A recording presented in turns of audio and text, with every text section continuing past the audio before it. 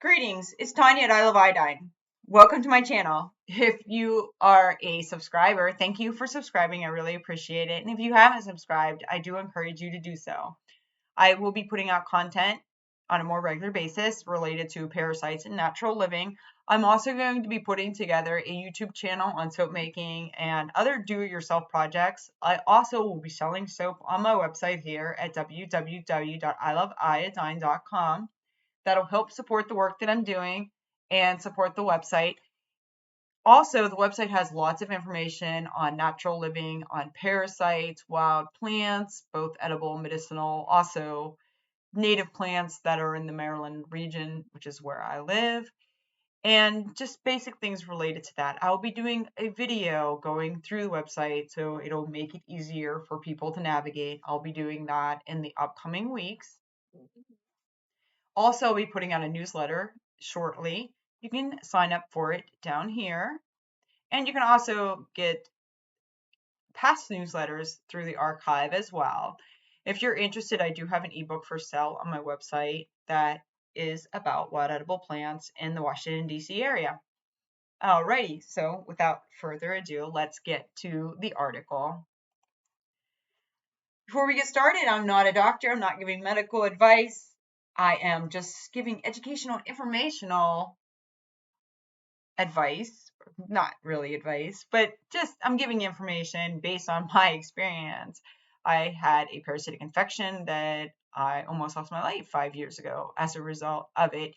Fortunately, I discovered it and I treated it. I had gone to numerous doctors and they failed to mention it as a possibility, even though I was tested and told I had a myriad of other diseases. I will put those diseases in air quotes. You can check out my website for more information on that. Also, you can read about my story on my website. And if you're also interested, I can also maybe do a live stream where I talk a little bit more about it and we could just have an informal discussion, which would be great. Anyway, now we'll get to the article. This article is at health.com. Like I said, the link is going to be in the description so you can read it yourself. I'm going to paraphrase a little bit of it because we don't want to necessarily read it verbatim. The title of it is A Woman Pooped Ascaris Worms After Eating Bag Salad. Here's what to know. She shared her parasitic ordeal on TikTok. Watch it here. All right, so we haven't even gotten too far in this article. And for one, she didn't actually get it directly after eating it. I mean, it took a little while, so that's kind of a little misleading. Also, if you go here to see the TikTok video, it actually isn't there. It's actually a video on something completely unrelated to parasites. But anyway, the article goes on to say a prepackaged salad can be a tasty, nutritious meal on the go, but one woman got more than she bargained for from her veggies. She believes she contracted Ascaris worms, a type of parasitic worm that required expensive antibiotics to cure.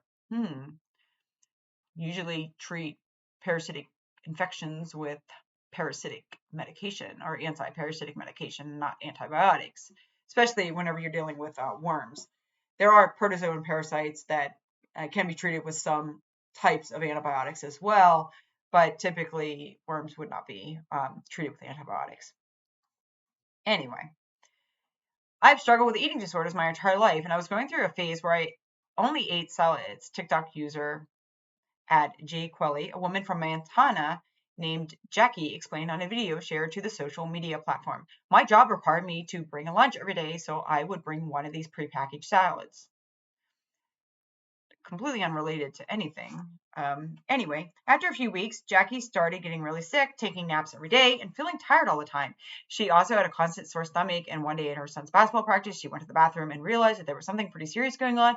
At this point in the video, she warned squeamish viewers to look away before sharing a video of what ended up in the toilet. No poop, only words, she said in the clip. In a second video, Jackie revealed that things got worse when she realized her insurance didn't cover the antibiotics she needed to get rid of the worms, which landed her with a $3,000 bill for 3 pills. Wow, okay.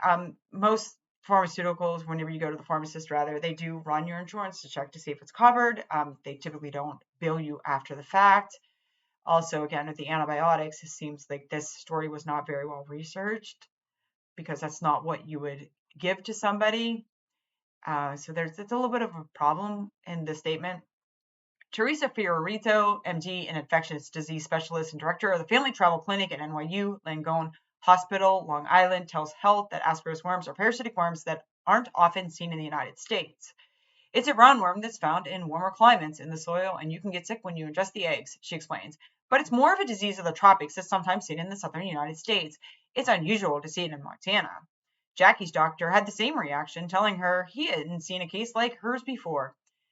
Okay, we get our food from all over the world, so stating that it's not typically seen in your state is really nonsensical.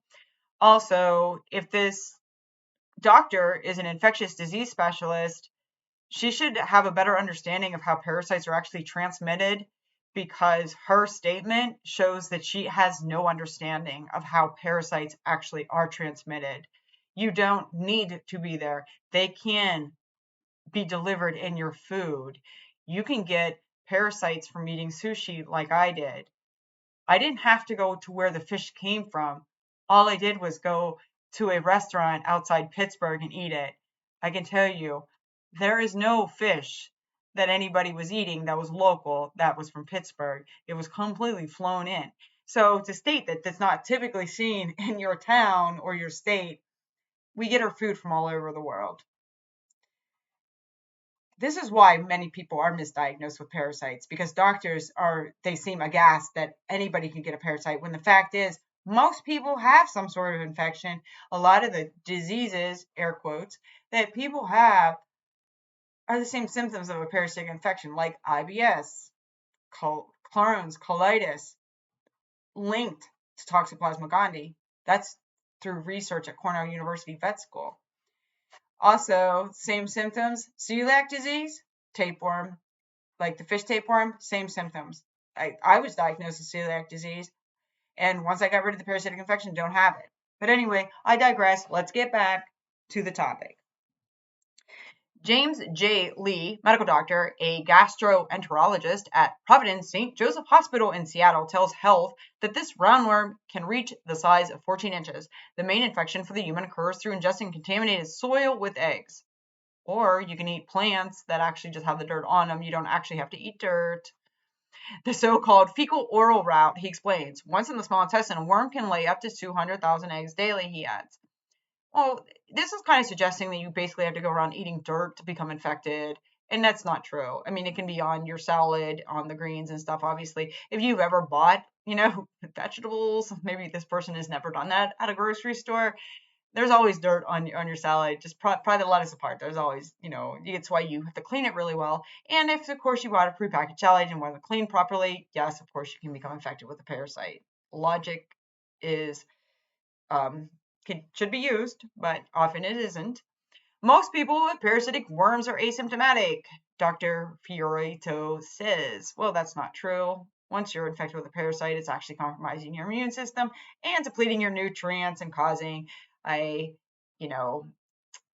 it's just from the beginning that you get sick, it just takes a long time for, very serious things to manifest. And then they get diagnosed as other diseases, air quotes again, like in my case, I was diagnosed with hypothyroidism, celiac disease, osteopenia, etc. Oh, dermatitis, got rid of the parasite, reversed all those things, and doing really well at this point, but if you're not, definitely look into parasites, speak with a doctor, speak with your healthcare provider, whoever that may be.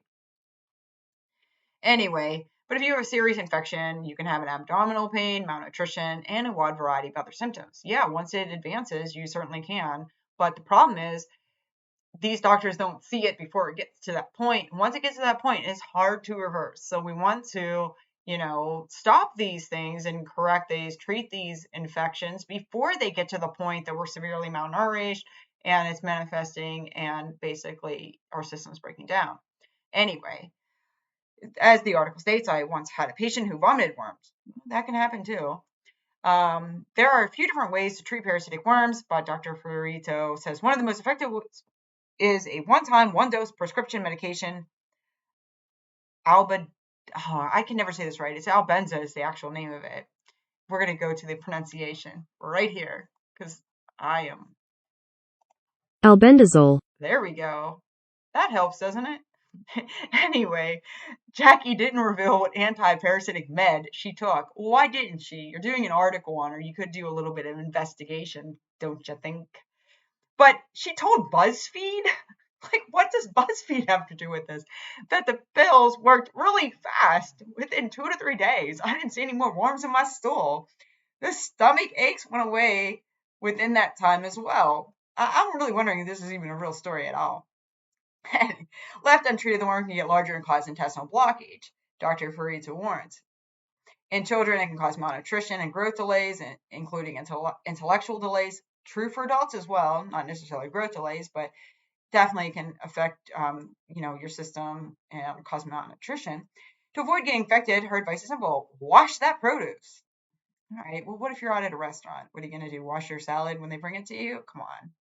Because Ascaris worms are pretty resistant to environmental stressors in the soil, produce needs to be washed well to be safe to eat. Apparently, this didn't happen with the bagged soil Jackie ate, and when she consumed it, her body became a worm host.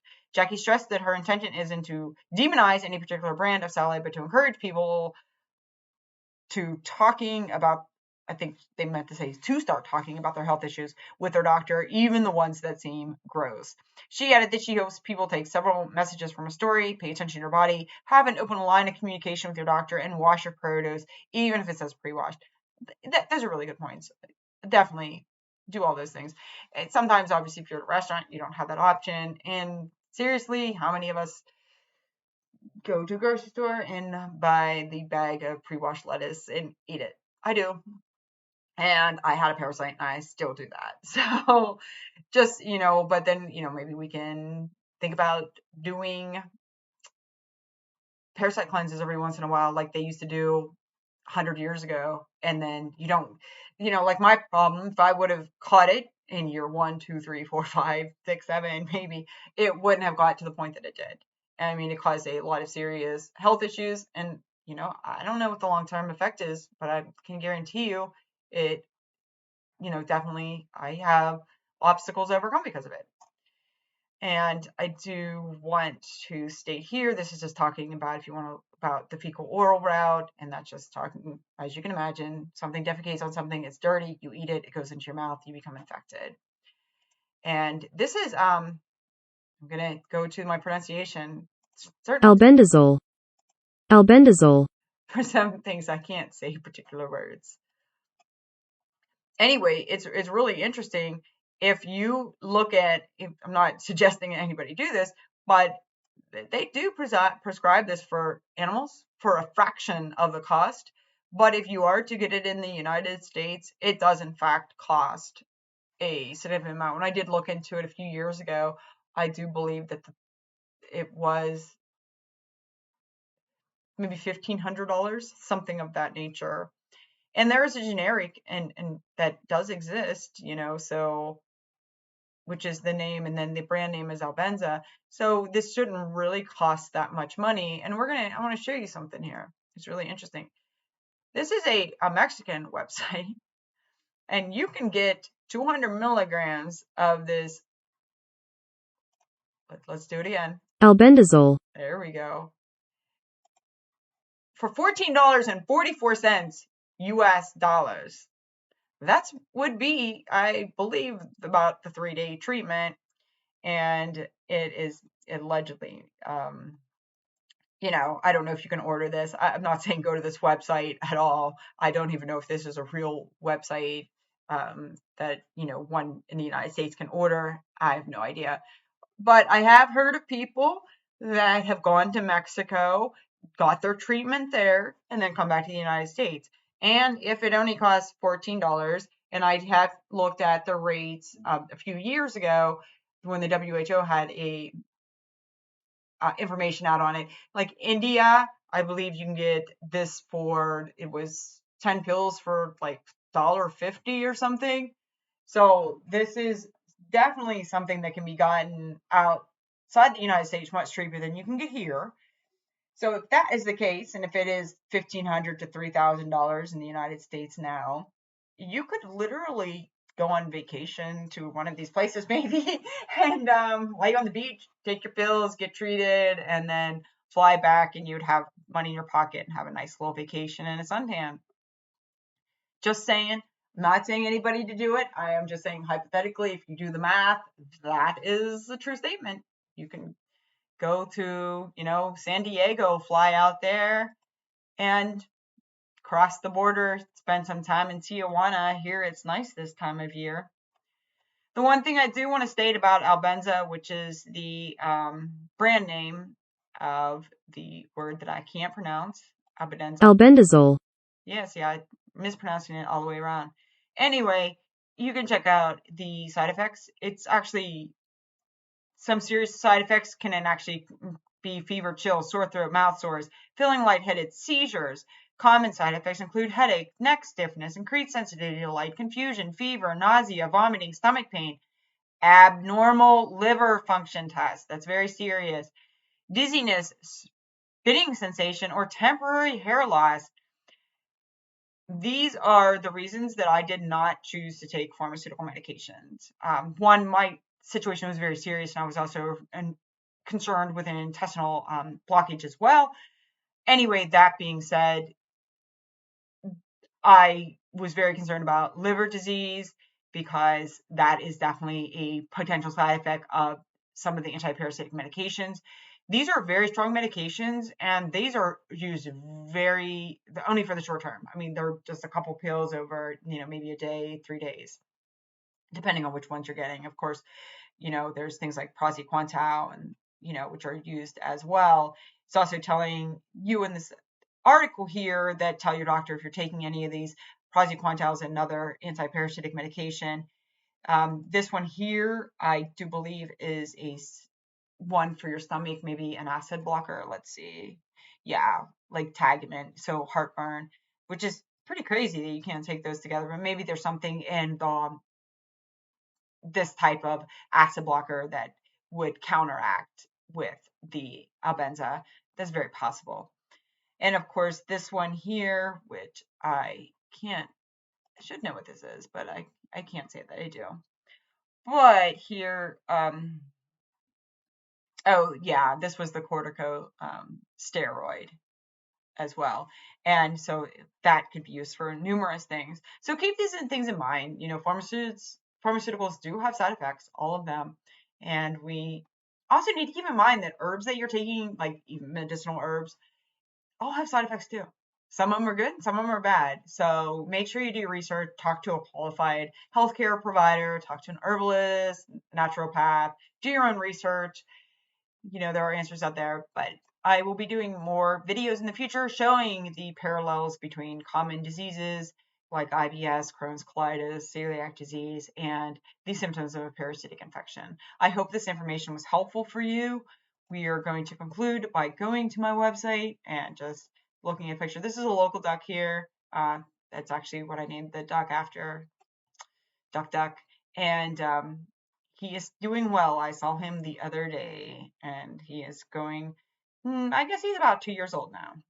So anyway, that being said, peace and love, everybody. Reach out. Definitely, if you haven't, subscribe, like the video. Thank you for your time. Thank you for being here.